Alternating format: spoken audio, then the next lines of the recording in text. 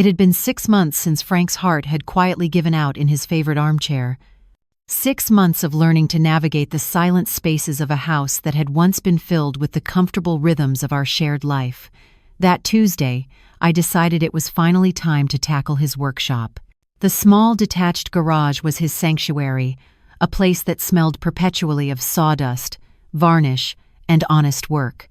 It was a perfect reflection of the man I had been married to for 45 years, orderly, practical, and completely transparent, or so I had believed. The task was a form of therapy, a way of touching the pieces of his life he'd left behind.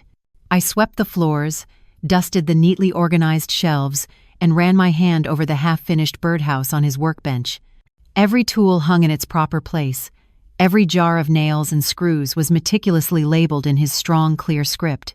Frank was not a man for clutter, physically or emotionally. He was a man of straight lines and solid foundations. It was in the back corner, under a stack of old woodworking magazines, that I found it. A heavy steel toolbox, far older and more substantial than the others. And it was locked. This was the first dissonant note in the familiar symphony of Frank's world. Frank didn't lock things. Our house keys were the only keys he owned. He'd always said, "An honest man has nothing to hide." My curiosity piqued. I found the small key on a dusty nail high on the wall behind a calendar from 1980. I expected to find a collection of rare, antique tools, something he was saving. I turned the key, the lock giving way with a satisfying clunk, and lifted the heavy lid. Inside, there were no tools. It was a time capsule of his youth. A faded photo of him in his army uniform, looking impossibly young. His honorable discharge papers. His first, hand-painted business card, Frank Hayes, Quality Carpentry. A wave of tender nostalgia washed over me. This was the man before me, the man I had only known through stories. At the very bottom of the box, beneath a neatly folded flannel shirt, was a long, stiff envelope, yellowed with age. It felt official. I slid my finger under the flap, my mind still on the young soldier in the photograph. Inside was a single, folded document, a certificate of marriage, issued by the County of Wayne, State of Michigan. My heart gave a little flutter. Perhaps it was his parents' certificate, something he had kept for sentimental reasons. I unfolded it, and then the world stopped. The name of the groom was Franklin Hayes. His birth date was correct. The signature, though younger, was unmistakably his. But the name of the bride was not mine. It was a name I had never heard before in my life. Sophia Diaz. My mind, the orderly mind of a retired school principal, refused to process the information. It was a mistake. A different Frank Hayes. But the signature, the birth date, it was him. My eyes shot to the final, crucial detail at the bottom of the page, the date of the ceremony, the 17th of May, 1979. The air in the workshop turned thin and cold. The 17th of May, 1979. I met Frank in the autumn of 1980. We were married a year later. This document stated, with the cold, irrefutable authority of the law, that my husband had been married to another woman just 1 year before he met me. Not once. Not in 45 years of shared dinners, of late-night talks, of raising a family, of building a life, not once had he ever mentioned her. The rule, our only rule, the very bedrock of our life together, was no secrets. The scent of sawdust in the workshop suddenly smelled like deceit. The neat rows of tools looked like the instruments of a meticulous lie. Frank Hayes, my simple, honest Frank, had started our life together with the biggest secret of all. He had been married to someone else. And that single, undeniable fact meant that my entire life, the one I had so carefully built and cherished, was a fraud. A fraud. The word felt both foreign and horrifyingly accurate. But the cruelest part of a lie is how it poisons the truth it was built upon. And the truth was, for 45 years, I had loved the life we built. I had believed in it with the entirety of my soul, because I believed its foundation was solid and unbreakable. It was a foundation laid not on a passionate whirlwind romance, but on a quiet, solemn promise we made on our third date, sitting in the front seat of his dusty Ford work truck. I remember the conversation as if it were yesterday. It was a cool October evening, and we had just seen a movie. I asked him a simple, Getting to know you question about his past, about previous girlfriends. He was quiet for a long time, staring out at the Detroit skyline. My folks, they had secrets, he said finally, his voice low and serious. Little things, mostly. Money worries, disappointments, things they thought they were protecting each other from. But secrets are like rot in a house, Carolyn. You can't see them, but they eat away at the beams, year after year, until the whole structure is weak. He turned to look at me, and his eyes, usually so calm and gentle, were filled with a fierce conviction. I swore to myself I would never live like that. I want a life built on solid wood, not veneer. He reached over and took my hand. His was calloused and strong. So here's my offer, my one rule. No secrets, ever. The good, the bad, the stupid, the embarrassing. We put it all on the table, right from the start. I can handle anything, forgive anything except a lie. To me, a woman who had spent her life believing in rules, in order, in the simple power of the truth, his words were the most romantic thing I had ever heard. This was a man I could build a life with, a man I could trust. I had agreed without a moment's hesitation, feeling as though I had just signed the most important contract of my life. That was the moment I didn't just like Frank Hayes. I committed my soul to him, and we lived by that rule. Our marriage was a testament to it. It became the story I told everyone, the thing I was most proud of. The thing about Frank, I'd tell my sister Brenda, is that what you see is what you get. He is solid oak, through and through. We were a partnership built on absolute transparency. We discussed every major purchase, shared every worry about our children, confessed every small, silly mistake. Our honesty was the sanctuary we lived inside, the thing that made our marriage feel different, stronger than others. Now, standing in the dust-filled air of his workshop, that sacred memory curdled into a grotesque joke. Our entire marriage, the defining relationship of my life, had been founded on a lie of omission so vast it was staggering. He had stood on the rubble of a secret, dissolved marriage, and preached to me about the importance of solid ground. He had made me his partner, in a covenant he had already broken. The solid oak table that was my marriage had a hidden compartment, and it had been there from the very beginning. The pain wasn't just that he had a secret. It was that he had so masterfully, so cruelly, made honesty the centerpiece of our life together. He was a liar, a masterful one. He had built the entire architecture of our 45-year marriage upon that single sacred promise of truth. And I, his ever-trusting partner, had spent a lifetime helping him lay every single brick. I wasn't just a partner in laying the emotional bricks of our home. I helped him build the business that paid for it, beam by beam, invoice by invoice. When we first met, Frank was working for a large, faceless construction company. He was a master carpenter, a true artist with wood, but he was miserable. He hated taking orders from foremen who cared more about speed than quality. His dream was to have his own business, Hayes Quality Carpentry, where his name was a guarantee of a job done right. He had the skill and the work ethic, but he knew nothing about running a business. He could build a staircase that would last a century, but he couldn't balance a checkbook to save his life. That's where I came in. I was a teacher, a future principal, a woman who lived and breathed order and organization.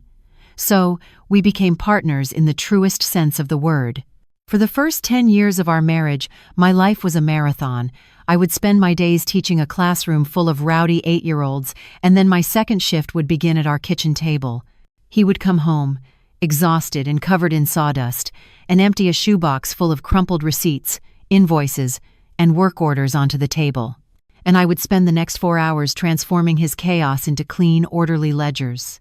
I taught myself bookkeeping. I learned how to navigate the city's permitting process, how to manage payroll for the 2 young men he eventually hired. I became the unpaid office manager, accountant, and scheduler for Hayes Quality Carpentry. My salary was the satisfaction of our shared dream. When a client was late on a payment, we both lost sleep over it. When we finally saved enough to buy him a new table saw, we celebrated as if we'd bought a new car. The business had his name on it, but its foundation was built as much on my meticulous bookkeeping as it was on his skilled craftsmanship. I did it all gladly, without a single ounce of resentment. Why? Because of our covenant. I was a full partner, privy to every decision, every worry, every triumph. I was investing my time and energy not just in a business, but in us. Our success felt pure because it was built on that sacred foundation of absolute honesty. We were a team, working in the open, with no hidden clauses or secret accounts. Now, the memory of those years is tainted. I look back on all those late nights, my eyes burning as I hunched over the ledgers, and I see a fool. A trusting, unpaid employee, not a partner. While I was meticulously accounting for every single penny to ensure our shared enterprise was transparent and honest, he was harboring the biggest line-item omission of all. He was hiding a secret marriage, a whole other life, a story he had deemed me unworthy of knowing. Our partnership, I had always believed, was as solid and seamless as the dovetail joints on a custom cabinet he would build. It was a thing of beauty, precision, and trust. But now I knew better.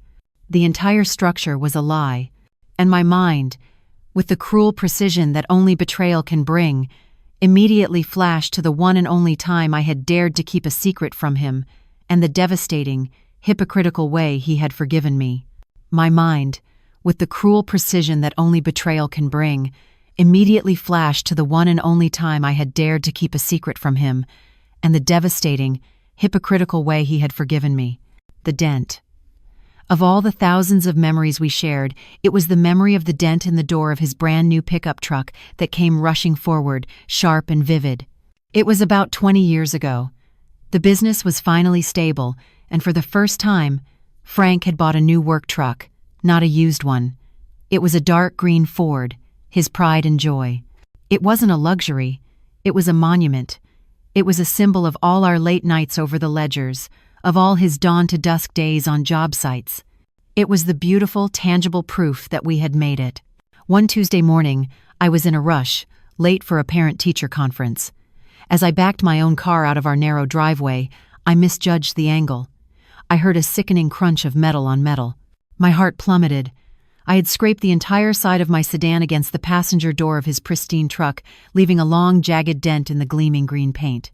My first feeling was not fear of his anger, but a profound, gut-wrenching shame.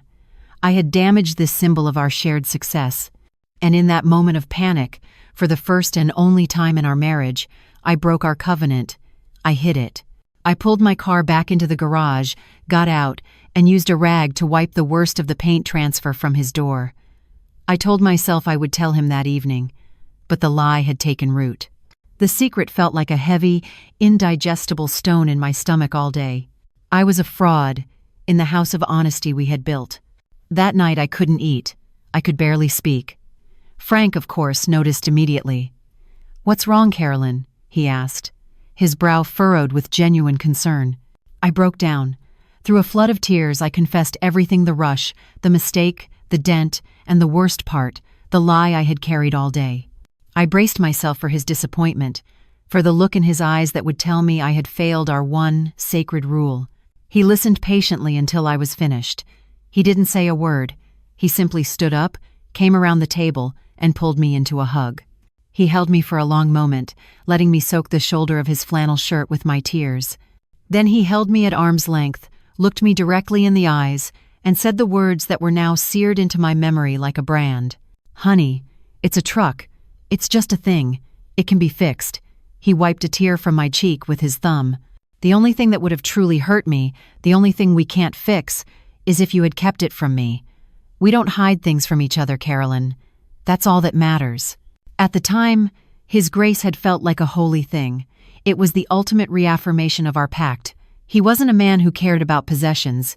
He was a man who cared about trust. That moment became a cornerstone of my love for him, a secret, perfect story I would replay in my mind for years as proof of his impeccable character.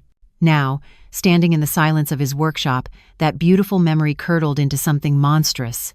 He had stood on a mountain of his own secrets and lectured me about the sanctity of truth from a molehill of my transgression. His forgiveness wasn't grace. It was the masterful performance of a hypocrite, reinforcing the very rule he was systematically violating every day of our lives. He had used my small, honest confession to polish his own halo of lies. The memory no longer brought comfort. It brought a cold, clarifying rage. The time for grieving the husband I thought I had was over. It was time to investigate the man he truly was. And that investigation began with a name: Sofia Diaz. The name Sofia Diaz was a loose thread in the tapestry of the life I thought I knew. And for the first time in the 6 months since Frank's passing, I felt something other than the heavy, suffocating blanket of grief. I felt a familiar, cold clarity. A problem had been presented, and a solution was required. The grieving widow stepped aside. The school principal took charge. My first act as lead investigator of my own life was to call my sister. Brenda was a retired legal secretary, a woman who knew her way around public records and, more importantly, a woman who possessed the healthy dose of cynicism I had always lacked. She arrived 20 minutes later, armed with her laptop and a flask of something stronger than coffee in her purse. "All right, Carolyn," she said, setting up at my kitchen table and pushing aside a stack of sympathy cards. "Let's find this ghost. What do we have?" "A name and a date," I said, sliding the marriage certificate across the table. "Sofia Diaz, the 17th of May 1979. Brenda's fingers flew across the keyboard. "Okay, the trail is 45 years cold, and Diaz is not exactly an uncommon name. We need to be smart about this. Let's start with what we know," I said, my old administrative mind kicking in. The marriage was registered in Wayne County. If he married me in 1981, he must have ended the first marriage somehow. Look for a divorce or an annulment for Frank Hayes and Sofia Diaz between 79 and 81. It was a logical place to start, and it paid off. After 10 minutes of scrolling through digitized court records, Brenda found it. "Got it," she said, pointing to the screen. "An annulment. Granted on March 2nd, 1980, just 6 months before you met him." "An annulment?" I asked. "That was different from a divorce. It was a declaration that the marriage was never valid to begin with.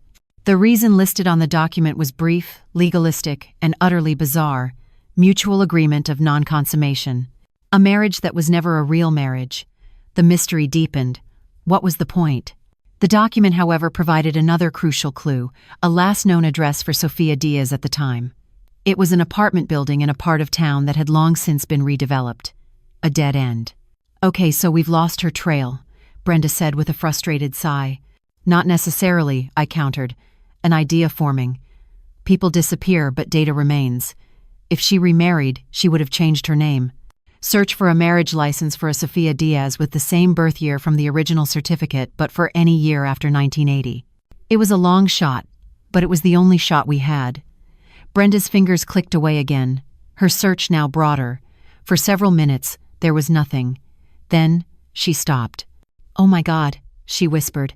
"I've got her." There it was, a record of a marriage in 1985. The bride, Sofia Diaz, birth date matching the original certificate. The groom, a man named Hector Ramirez.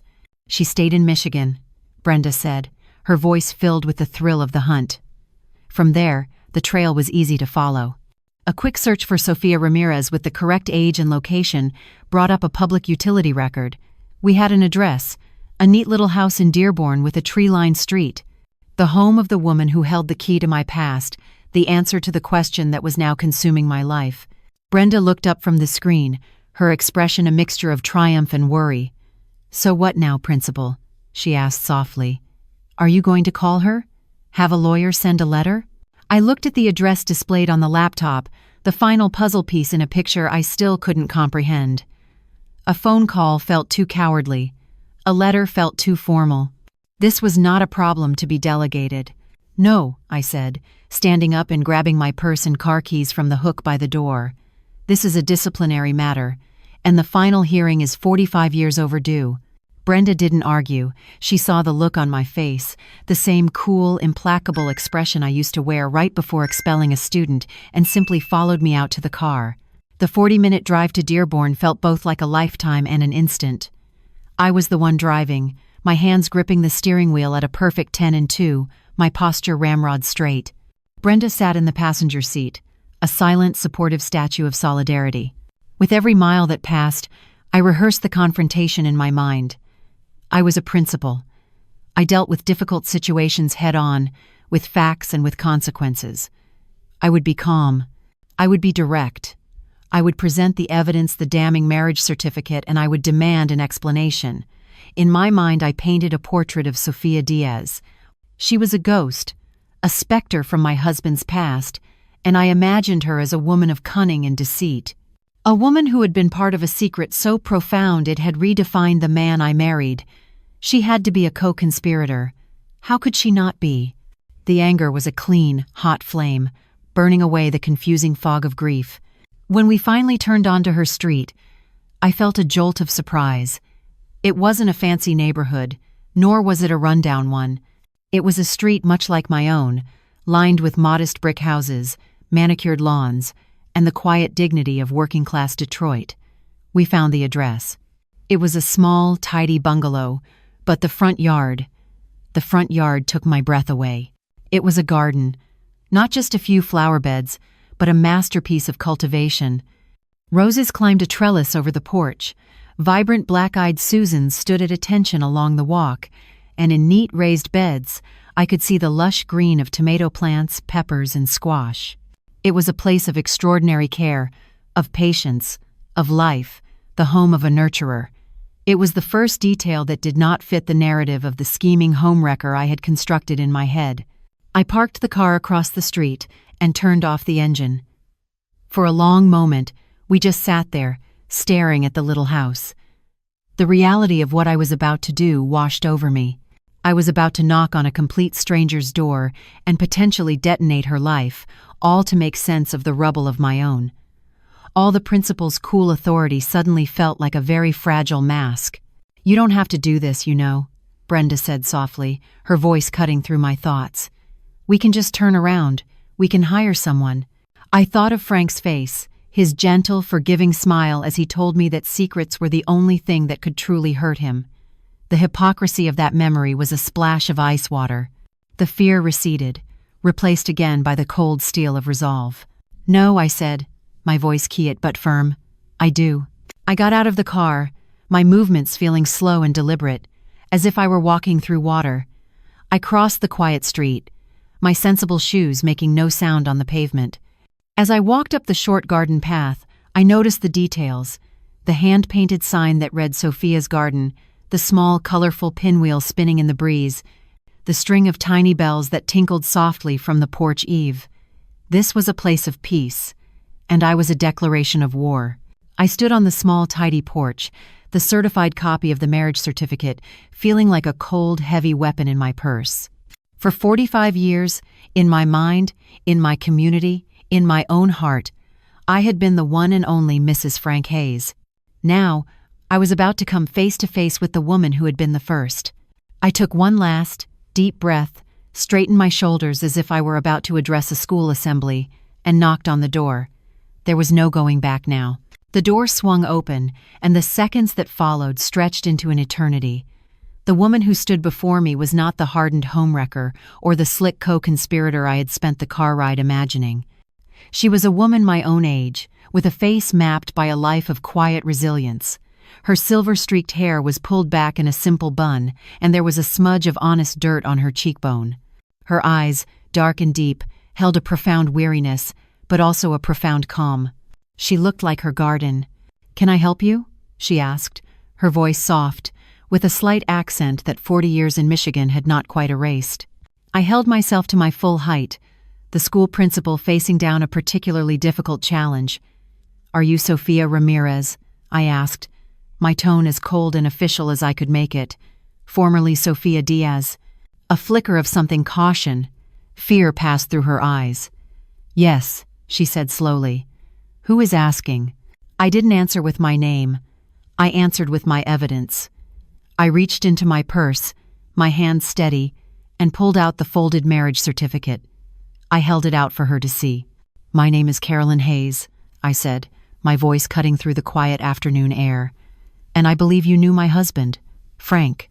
Her reaction was immediate and visceral.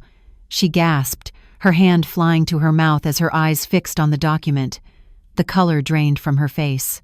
It was not the reaction of a jilted ex-lover, but something closer to a ghost, seeing its own gravestone. The fear in her eyes was real, and to me, in that moment, it was indistinguishable from guilt. The dam of my carefully controlled fury broke. For 45 years, I began, my voice low and trembling with a rage I could no longer contain.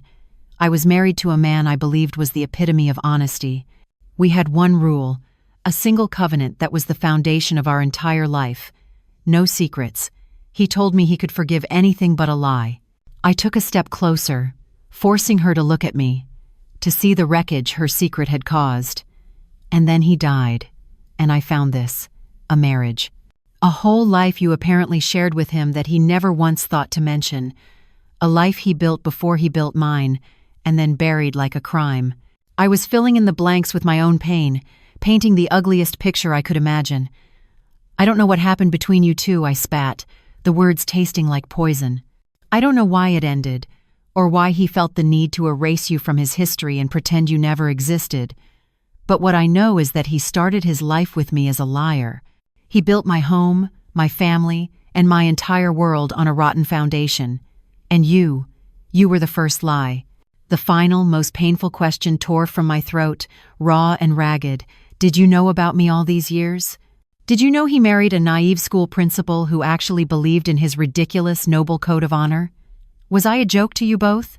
I stood there, breathing heavily, my indictment delivered. The story, in my mind, was complete. He was a coward, and she was his shameful secret. It was a pathetic, common, and utterly heartbreaking story. And it was, I believed, the truth. I stood there on her porch, my final ragged accusation hanging in the charged air between us. I was braced for a denial.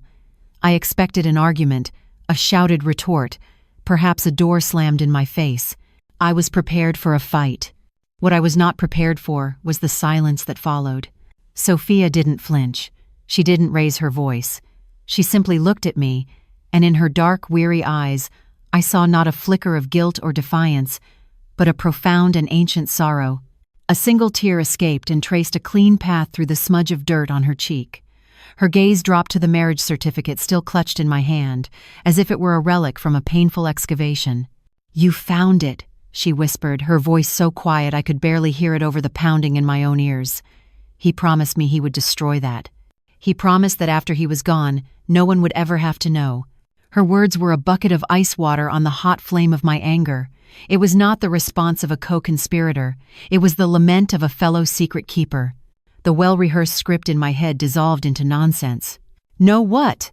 I managed to retort, my voice losing its sharp, authoritative edge. That my husband was a liar? That he lived a double life? Sophia finally looked up, meeting my eyes directly. And the expression on her face was the most disorienting thing of all. It was pity. She was looking at me with pity. "No," she said, shaking her head slowly, a sad, bitter smile touching her lips. "That your husband was a hero." The word hung in the air, nonsensical and utterly alien. Hero? The man who had violated the one sacred rule of our marriage? The man who had started our life with a lie? The puzzle pieces of my rage, which had fit together so neatly just moments before, were sent scattering. She must have seen the utter incomprehension on my face. She took a small, steadying breath, her voice gaining a sliver of strength. "That marriage, Carolyn," she said, her gaze unwavering. "It wasn't a marriage. It was an escape plan. Frank married me to save my life." The world tilted. The solid ground of my righteous anger gave way to a dizzying, terrifying freefall. My simple, ugly story of a man's shame and a sordid secret was instantly, completely obliterated. A liar, a hypocrite, a man hiding a failed past. I could understand that. It was a common human failing. But a hero, a life-saving secret marriage? That was a story from a different universe entirely, and it was a story in which I was no longer the righteous victim. I was just a woman who had no idea what was going on. My carefully constructed composure crumbled. I felt my shoulders slump, the marriage certificate suddenly feeling flimsy and foolish in my hand. Sophia's expression softened. The pity was replaced by a deep, woman-to-woman understanding. She opened her door wider. "You should come inside," she said softly. "This is not a story to be told on a doorstep." I followed her into her small, quiet house, moving as if in a dream. The certificate in my hand no longer felt like a weapon. It felt like a page torn from a book I had never known existed. The simple, honest carpenter I had mourned was gone. The lying hypocrite I had come here to condemn had also vanished. I was about to be introduced to a third Frank, a stranger who wore my husband's face, and I was terrified of the story he had left behind for this woman to tell. The story began, as all the truly difficult ones do, in a quiet, steady voice. We sat in her small, sun-filled living room. It was a peaceful space, filled with thriving houseplants and the faint, comforting scent of cinnamon and soil. It was a room that felt 1,000 miles away from the ugly, violent story she was about to tell. "I met my first husband, Marco, when I was 21, Sophia began, her hands folded neatly in her lap, her eyes fixed on a point somewhere in the middle distance. I had just moved to Detroit from a small town in Mexico. He was a police officer. To my young eyes, he was the American dream. Handsome, confident, a man with a uniform and a gun who promised to protect me." She gave a small, bitter laugh. "The thing about men who promise protection is that they often become your jailers. The first year was good, but slowly, things began to change. First, it was small things, comments about my friends, my clothes. Then, he took control of the money. He told me I didn't need to work, that he would provide for me. I thought it was romantic. I didn't realize he was cutting my wings, one feather at a time." Her voice remained calm, but I, a former principal trained to see the truth behind a child's careful words, could feel the terror simmering just beneath the surface. She spoke of his explosive temper, of his suffocating jealousy, of the lonely nights spent waiting for the sound of his key in the lock, never knowing which Marco would be walking through the door. The charming public servant or the private monster. The worst part, she said, her voice dropping to a whisper, was his job. He was the law in our world.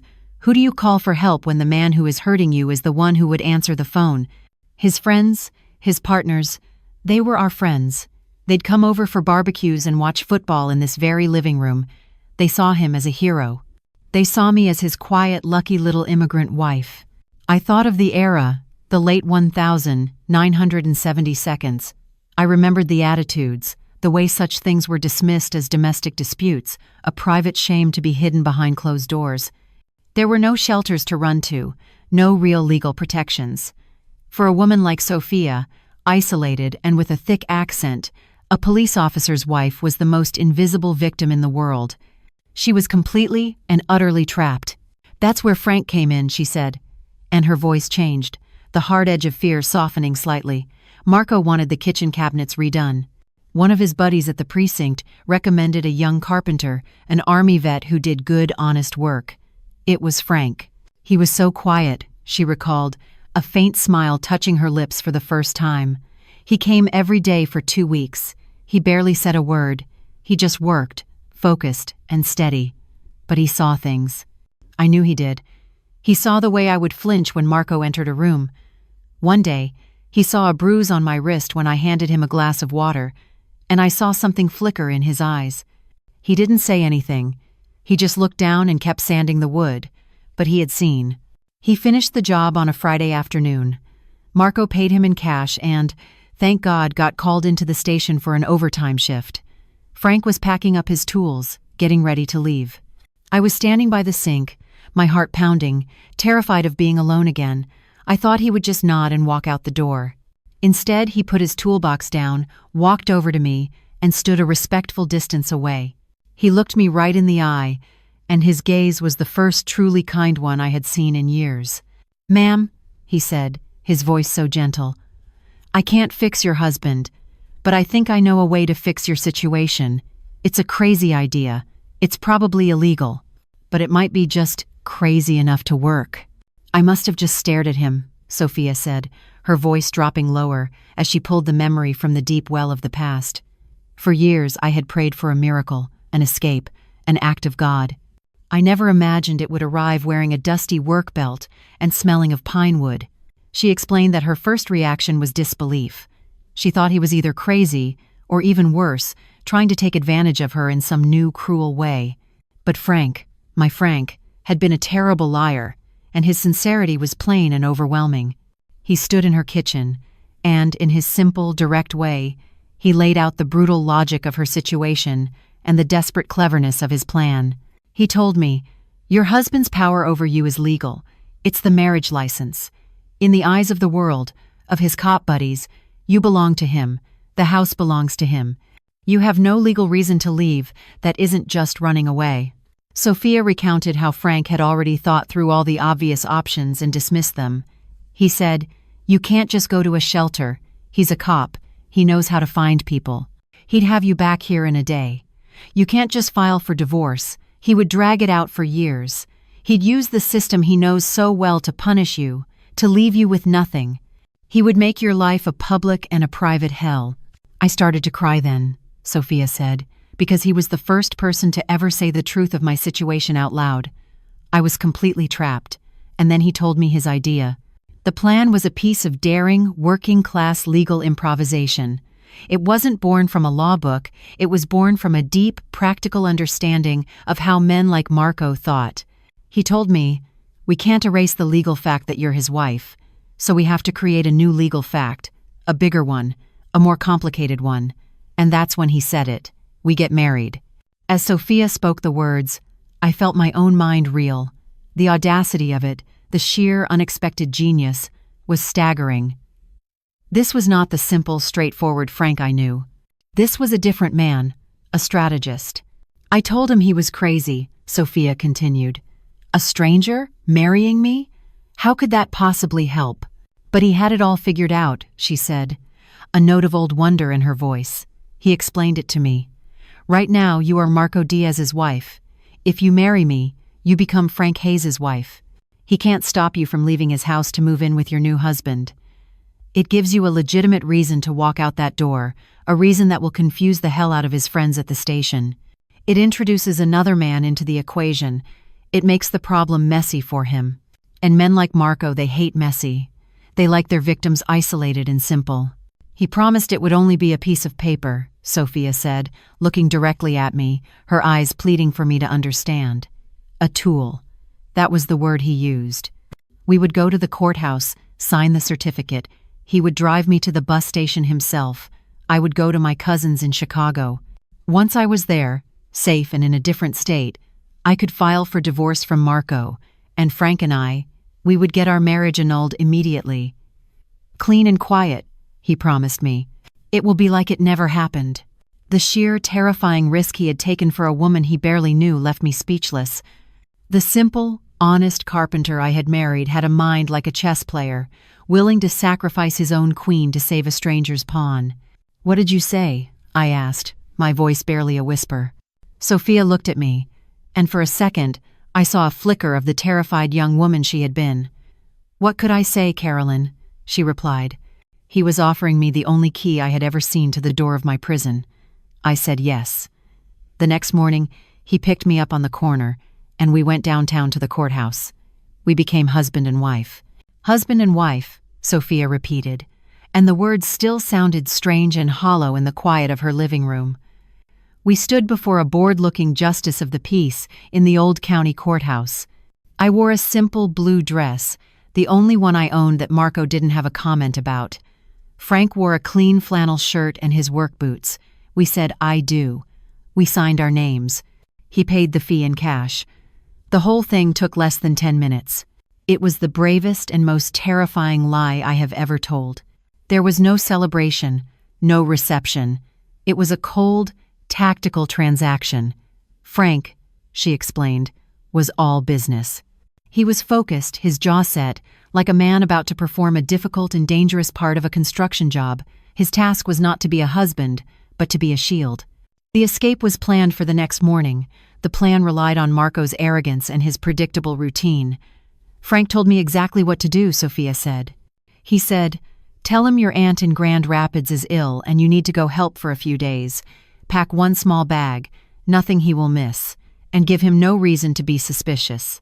She described the terror of that final night, of lying next to her abusive husband, her secret marriage certificate tucked away in her purse like a hidden bomb. She had to pretend everything was normal, a performance for her very life. The next morning, she made Marco his breakfast. She kissed him goodbye as he left for his shift, the hypocrisy of the act burning her lips. Just as he had promised, Frank was waiting in his work truck at the end of the block, engine running. I walked out of my house with just a small overnight bag, as if I were truly just going to the corner store, she said. My heart was hammering so hard, I thought it would break through my ribs. If a neighbor saw me get into his truck, if Marco forgot something and came back, everything would have been over. But no one saw. She got in, and Frank drove away, his eyes constantly checking the rearview mirror. He didn't speak much. He was not a man of comforting words. He was a man of action. He was her silent, grim-faced guardian angel in a Ford pickup. He drove her not to a friend's house, but straight to the Greyhound bus station downtown. He walked her inside, right up to the counter, and bought her a one-way ticket to Chicago, where her cousin lived. Then, he did something that still made her voice catch 45 years later. He reached into his pocket and pulled out a thick, worn leather wallet. He took out all the cash he had, a crumpled roll of bills. He counted it out, Sophia said, her eyes welling with tears for the first time. It was $216. He folded it and pressed it into my hand. "It's all I've got on me right now," he told me. "But it should be enough to get you started, to eat until you find your cousin." He was a young carpenter, just starting out. That was probably every penny he had in the world, and he gave it to a stranger. Before she boarded the bus, he gave her one final, firm instruction. He made me promise not to contact him. He said, "Get a good lawyer in Chicago. File for the divorce from Marco from there. I will handle the annulment on this end. It will be clean. Quiet." Then he looked down at the certificate we had both just signed. He said, "I'll destroy this. No one ever needs to know." As I listened to this story, the image of my husband completely transformed. The simple, honest man I had known was still there, but now he was overlaid with a new, astonishing image. Frank the strategist, Frank the rescuer, Frank the quiet, unassuming hero who would orchestrate a fake marriage, risk his own safety, and give away his last dollar to save a woman he barely knew from a monster. A wave of awe, of profound, aching pride washed over me, but it was immediately followed by a cold, sharp question that pierced right through the heart of that pride. What happened next? And why? In 45 years of a marriage supposedly built on absolute honesty, did he never ever tell me? Sophia seemed to hear the question that was screaming in the silence of my mind. "Why did he never tell you?" she said softly, her eyes holding a deep, reflective sadness. I've asked myself that question 1,000 times over the years. I think, in his very practical, carpenter's mind, the story was simply over. He had completed the job, and it was time to clean up the site and move on. She recounted what happened after she boarded that bus to Chicago, her world reduced to a single, small bag and a roll of a kind stranger's cash. She followed Frank's instructions to the letter. She stayed with her cousin, found a job as a seamstress, and hired the first divorce attorney she could afford. The plan worked exactly as Frank had predicted, she said. My ex-husband Marco was a bully, not a strategist. When he was served with divorce papers from a lawyer in another state, citing my new marriage as the reason for our separation, he was baffled. It was too complicated, too messy. His power came from direct, physical control, and I was no longer within his reach. After a few threatening phone calls to my cousin, he eventually just let it go. He moved on to a new victim, I suppose. 6 months later, a thick envelope arrived for her in Chicago. It contained the official, stamped court documents. Her marriage to Frank Hayes had been legally annulled. As he had promised, it was clean, quiet, and final. On paper, in the eyes of the law, it had never happened. I never spoke to Frank again, she said, her voice heavy with the weight of that promise. It was part of the deal. The clean break. I met my second husband, Hector, a good and gentleman, a year later. We built a life. We moved back to Michigan after Marco retired from the force, but I never forgot. How could I? She finally turned to the question, to the reason I was sitting in her living room, my entire life in pieces. Why the secret? Part of it, I know, was to protect me, she explained, her gaze earnest. Marco was a vindictive man. If the story had ever gotten out, if he had known the name of the man who helped me, there is no telling what he would have done. Frank's silence was my shield, even years later. But the other part, she continued, A sad smile on her lips was just Frank. He was the most unassuming man I have ever met. For him, the action was the only thing that mattered. The reward was knowing I was safe. To talk about it afterwards, to tell the story of what he did, I think that would have felt like bragging to him. It would have cheapened the act itself. He wasn't a man who told stories about his work. He just built things that lasted. She paused, and her next words were chosen with a gentle, painful precision, meant for me. And then, a year later, he met you. He started a new life. A real one. His life. Maybe he believed that his story with you deserved a clean foundation, that bringing the violence and ugliness of my past into your new beginning would have tainted it. In his mind, I am sure he was protecting you just as much as he was protecting me. It all made a terrible, noble kind of sense. He had performed this act of quiet, breathtaking heroism, and then he had locked it away. He had erased the marriage legally, and then he had erased it from his life's narrative. He sealed the entire chapter away like a toxic secret, believing he was keeping us all safe. But as I sat there in Sophia's peaceful, sunlit living room, a new and far more complicated pain began to bloom in my chest, eclipsing the anger I had arrived with. I was no longer furious with a liar. I was heartbroken by a hero. Because in his great, silent, noble act of protection, he had made one final, devastating judgment, that I, his wife, his partner of 45 years, was not a person strong enough to be trusted with the truth of his own quiet greatness. That was the new betrayal, the one that cut far deeper than any imagined affair ever could have. It wasn't that my husband had kept a secret. It was the nature of the secret he kept. He hadn't hidden a moment of weakness or shame. He had hidden a moment of profound, earth-shattering honor. I left Sophia's house in a daze. We stood on her porch for a moment, two women in our 70s, bound by the ghost of the same quiet man. There were no more accusations to be made. We were not rivals. We were, in a strange and silent way, the only two members of a secret society, the keepers of the truth of Frank Hayes. We simply nodded at each other, and I walked away. The drive home with Brenda was filled with a thick, contemplative silence. It was Brenda who finally broke it, her voice lacking its usual cynical edge. "Well," she said, her eyes on the road, "I guess that's the best-case scenario for finding out your husband had a secret wife. The man was a saint, a regular, real-life hero. That's better than him being a liar and a cheat, right? Is it?" The question escaped my lips before I could stop it, sounding more wounded than I intended. Brenda glanced over at me, confused. "What do you mean?" "Of course it is. He didn't cheat on you. He saved a woman's life."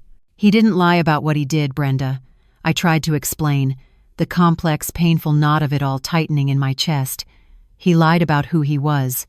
For 45 years he let me love a simple, honest carpenter, a man whose character was as solid and straightforward as the houses he built. But that man was a fiction. The real Frank Hayes was a strategist, a covert rescuer, a man who saw a terrible injustice and risked his own life and freedom to stop it. And he never, ever let me know that man existed. The fortress he had built around our life was not just to protect me from the outside world. It was to protect me from him, from his own secrets. Our entire marriage, our perfect partnership, was based on the principle of shared burdens. But he had apparently carried the heaviest, most honorable burden all by himself, in silence, for nearly half a century. "What does that say about what he thought of me?" I asked, the question a raw, open wound. Did he think I was too weak to handle it? Too judgmental? Did he think the school principal in me would have told him his plan was too reckless, that he shouldn't get involved? Did he not trust me to be his partner in his own heroism? Every memory I had of him was now suspect. All those quiet evenings when I thought he was just tired from a long day's work, was he thinking about a lumber order, or was he wondering if Sophia was safe? When he was quiet and distant, was he worried about a project deadline, or was he carrying the weight of his secret life? Our entire life was built on that no secrets rule, I said, my voice breaking. I thought it was a covenant between two equals. But it wasn't. It was a rule for me. It was a standard I had to live up to, while he, the author of the rule, had already exempted himself from it. He wasn't my partner in honesty. He was my benevolent warden. I was grieving him all over again.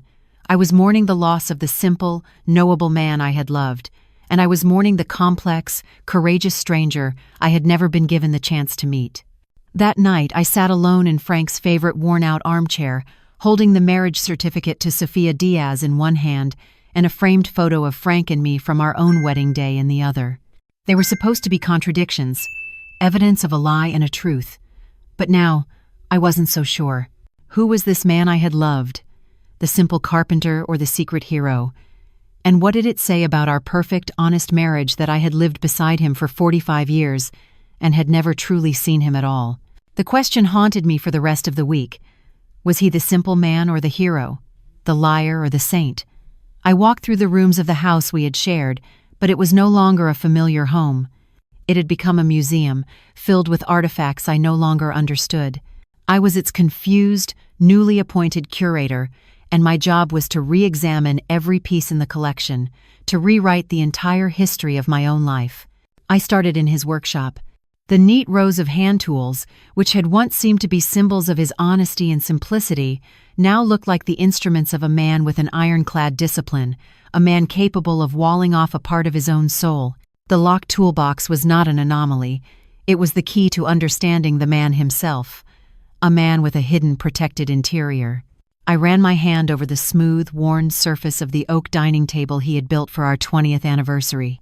I had always seen its sturdy, unadorned design as a reflection of its maker, strong, reliable, and straightforward. Now, I saw the complexity of the hidden joints, the skill it took to make something so strong look so simple. The table was just like him. Its strength was in what you couldn't see. The hardest part was the photographs. I pulled out the old albums, the pages crinkling with age. There was Frank at our son's college graduation, beaming with a quiet pride. I had always seen a simple, happy father. Now, I wondered what secret he was carrying behind that smile. There was a photo of us on a rare vacation to the coast, his arm around me, looking out at the ocean. I had always cherished that picture, the image of my husband at peace. Now, I saw a man staring into a vast expanse, perhaps contemplating the sheer size of the secret he held. The man in the photographs was gone. In his place was an enigma, a stranger who looked like my husband, who smiled like my husband, but whose inner life was a country I had never been allowed to visit. His quietness, which I had always interpreted as a simple nature, was reframed as a profound act of lifelong self-control. His fierce protectiveness of our family, which I had seen as the loving instinct of a good husband and father, now seemed like the vigilance of a man who truly understood the wolves that lurked outside the door. I even remembered a fight we'd had, years ago, where in a moment of frustration, I had accused him of being too simple, of not understanding the complexities of my world as a school principal. The memory of that accusation now burned with a new and terrible shame. I had been the simple one. I had mistaken his silence for emptiness, his steadiness for a lack of depth. The greatest lie, I realized with a painful clarity, was not the one Frank had told through his omission. The greatest lie was the one I had told myself for 45 years, that I knew my husband completely. I had built a narrative of a simple, honest man because it was comforting, because it was the story I needed our life to be. I had taken one part of him, the good, solid, dependable part, and I had mistaken it for the whole man. My memory of my own marriage, the story I had narrated to myself every single day, was unreliable. The house was no longer a crime scene. It was the biography of a man I was only just beginning to read. The anger was gone, replaced by a profound, aching sense of a life not fully known. The question was no longer, who was he? The question, the one that truly mattered now, was what do I do with this new, beautiful, and heartbreaking truth? What does one do with a new, heartbreaking, and beautiful truth? For days I wrestled with that question. Do you rage against the memory of a man for a secret kept? Or do you honor him for the heroic act that secret concealed? In the end, I did neither. I simply set about the quiet, difficult work of getting to know my husband for the first time, 6 months after he had died. The collapse I experienced was not one of grief, but of my own rigid certainty.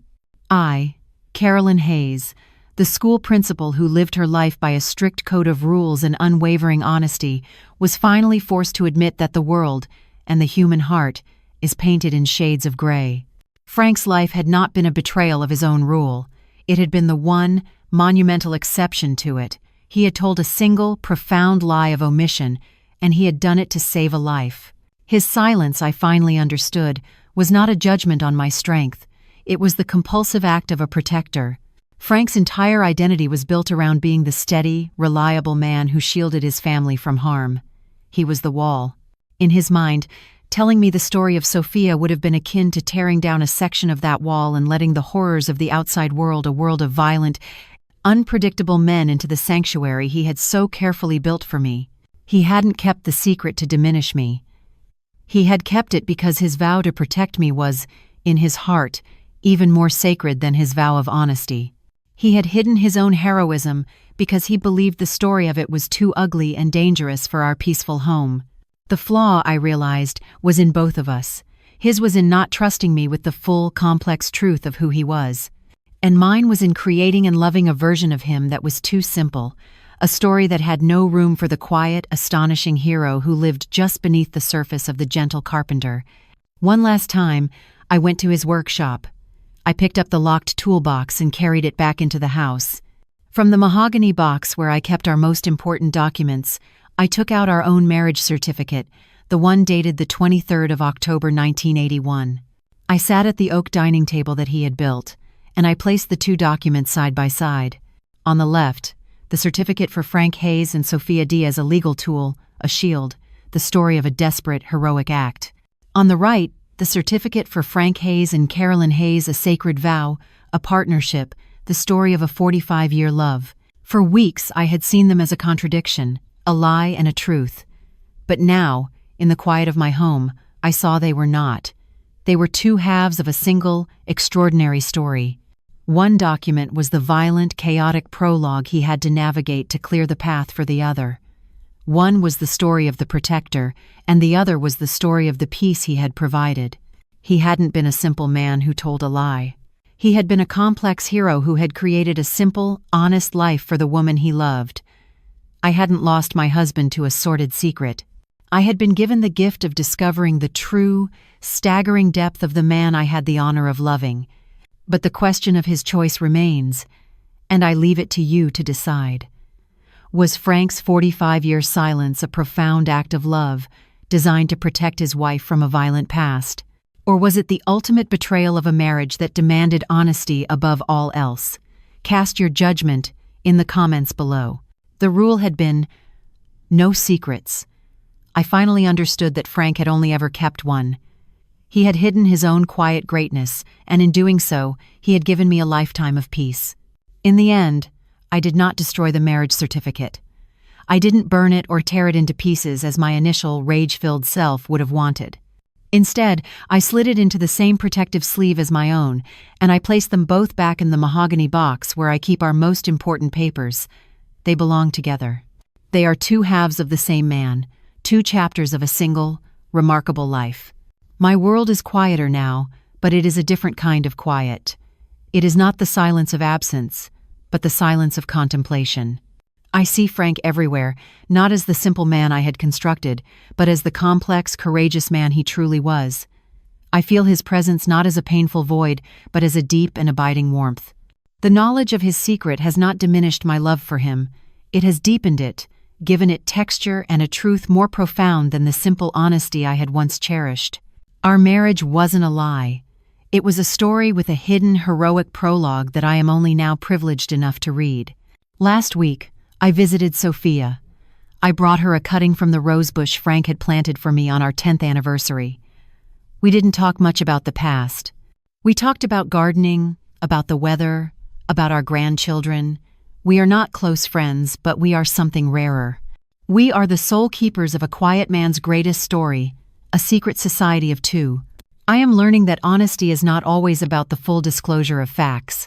Sometimes, the deepest honesty is in the unwavering truth of one's actions. Frank's life was a testament to that.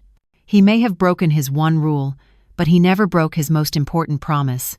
He kept me safe, and I now know he kept others safe, too.